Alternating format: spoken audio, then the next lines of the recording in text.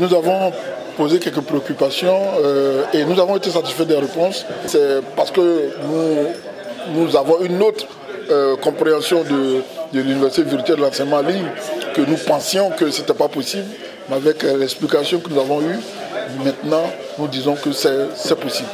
Moi j'étais séduit, j'étais très fier de la présentation de cette université qui fait la fierté de notre pays. C'est un début encourageant. Parce qu'avec le nombre des étudiants qui remplissent les amphithéâtres, c'est une solution pour désamplifier les amphis et que désormais il est possible donc à nos étudiants de rester chez eux à la maison, dans le jardin, dans leur lit et de prendre les cours que nous leur proposons, les parcours que nous leur proposons. Mon intervention portait sur le renforcement des capacités des enseignants par rapport à l'éducatif numérique. Comment faire pour contacter l'université virtuelle pour pouvoir nous aider à former nos enseignants dans ce domaine. Et la deuxième intervention portait sur les appels d'offres par rapport au FOAD et au MOOC. Ils avaient parlé d'un appel d'offres permanent.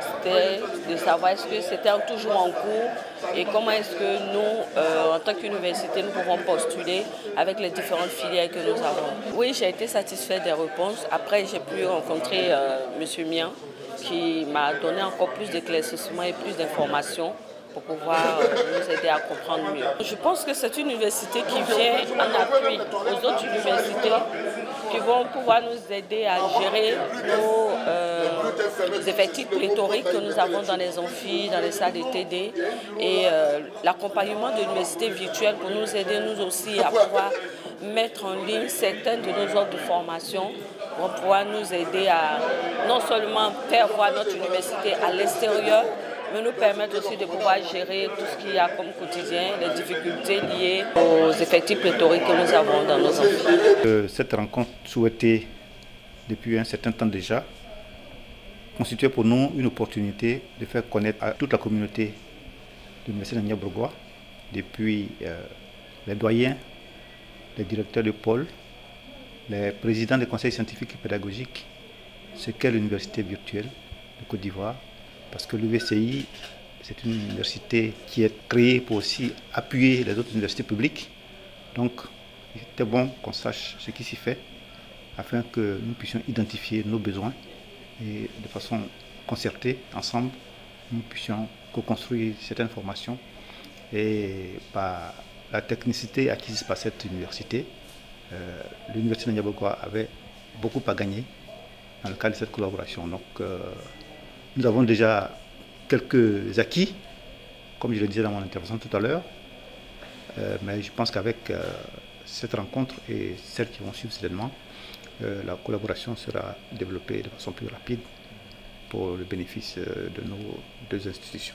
Nous repartons vraiment de cette université avec le sentiment d'avoir fait œuvre utile pour le développement du numérique éducatif, puisque, comme vous le savez, le président même de l'université de Niamey-Bourgois l'a dit, si vous courez seul, vous pouvez peut-être courir vite, mais vous ne pouvez pas aller loin. Alors que si nous conjuguons nos efforts pour co-construire notre modèle de numérique éducatif, non seulement ce modèle se mettra en place assez rapidement, mais ce modèle pourra inspirer les autres universités à travers notre espace de formation LMD et ainsi nous pourrons aller plus loin.